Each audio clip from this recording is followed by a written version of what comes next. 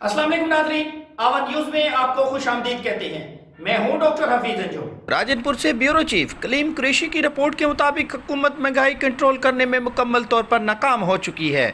चीनी ब्रोकर्स के बगैर मिलती ही नहीं, ऊपर से डिस्ट्रिक्ट इंतजामिया छोटे दुकानदारों को भारी जुर्माने करती है, जिसकी वजह से छोटा ताजिर बहुत परेशान है और हम इसकी शदीद मजम्मत करते हैं। हुकूमत को चाहिए कि यूटिलिटी स्टोर पर सब्सिडी की बजाय दुकानदारों को सब्सिडी दी जाए ताकि गरीब आवाम तक समरात पहुँच सकें। इन ख्यालात का इज़हार ज़िले सदर अंजुमन ताजरान सरदार अलाउद्दीन मज़ारी ने किया।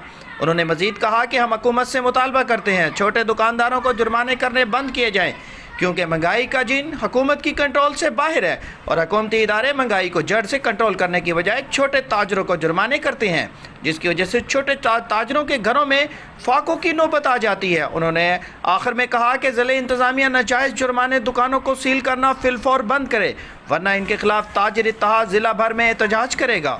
इस मौके पर इनके साथ सरदार अताउल्लाह मज़ारी, चेयरमैन सब्ज़ानी रुझान, तहसील सदर जामपुर मोहम्मद राशिद भुट्टा, तहसील जनरल सेक्रेटरी अब्दुल रज़्ज़ाक, आदिल कुरैशी, ज़िले जनरल सेक्रेटरी राशिद नज़ीर गौरी, नायब सदर अशरफ खान पठान और दीगर मौजूद थे।